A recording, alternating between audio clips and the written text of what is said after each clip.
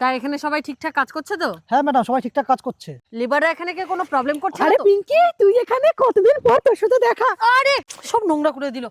আরে পূজা, পূজা তুই এখানে কি করছিস? আরে আমি তো এই মাঠে নতুন কাজে এসেছি, কিন্তু তুই সেই কলেজের পর কোথায় চলে গেলি রে? তুই তো শেষ যোগাযোগটুকুও করলি না। আমি কত জায়গায় তোকে খুঁজেছি, পাগলের মতন খুঁজেছি তোকে। আর 1 বছর হলো তোর কাকার কাছে জানতে পারলাম তুই নাকি রিসেন্ট বিয়ে করেছিস। একবারও তোর এই বান্ধবীকে বলার প্রয়োজন মনে করলি না? যাক, যাও হওয়ার হয়ে গেছে। তুই এখন বল, তুই এখানে কি করছিস? কি ম্যাডাম, এই মহিলা আপনার কলেজের ফ্রেন্ড ছিল?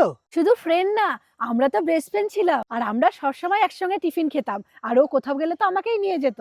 এই শোনো, এখানে যে মালগুলো দেখছো না, এই মালকিন হচ্ছে ম্যাডাম। বাহ, এটা তো দারুণ ব্যাপার।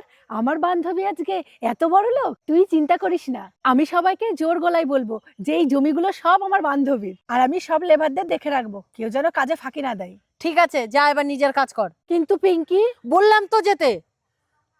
স্যার আমাকে ডেকেছিলেন? ও, চলে এসছো তুমি? কালকে থেকে তোমাকে আর কাজে আসতে হবে না। আমার বান্ধবী জানতে পারলে কিন্তু আপনাকে অনেক বড় শাস্তি দেবে। উনি তোমাকে আসতে মানা করেছে, আর উনি এটাও বলেছে তুমি এখানে না আসো।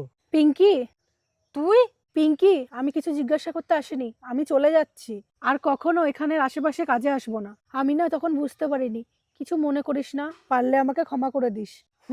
বলছি পিঙ্কি, বাড়ি গিয়ে না আমি আমার আনন্দটা চেপে রাখতে পারিনি যে তোর সাথে আমার দেখা হয়েছিল। তাই মা বাবাকে তোর কথা বলেছিলাম, ওরা না খুব খুশি হয়েছে। আমাকে প্রথমে একটু বলছিল ওকে কেন নিয়ে আসলি না। আর কলেজের সময় যখন তুই আমাদের বাড়িতে থাকতি, মা বাবা তো তোকে মেয়ের চোখে দেখতো বল। কিন্তু আজকে কাজে আসার সময় আর তোর সেই প্রিয় পরোটা আর হিং দেওয়া তরকারি মা তোর জন্য পাঠিয়েছে। আর বাবা না তোর জন্য একটা জামাও পাঠিয়েছে। আমি আনতে চাইনি, কিন্তু আবার নাও করতে পারিনি।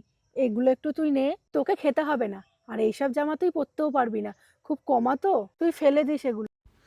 কিছু মানুষ আছে বর্তমানে টাকার অহংকারে অতীতের কিছু কথা ভুলে যায়। যখন বর্তমানে তাদের কিছু টাকা হয়ে যায়, তখন অনেক সম্পর্ককেই অস্বীকার করে। কি বন্ধুরা, ঠিক বললাম তো? তো আজকের ভিডিওটা কেমন ছিল অবশ্যই জানিও। ভালো লাগলে লাইক কমেন্ট শেয়ার করে পাশে থেকো। তো আজকের ভিডিওটাতে আমরা এটাই বোঝাতে চেয়েছি। তো ভিডিওটা কেমন লাগলো অবশ্যই জানিও। তো চলো, টাটা।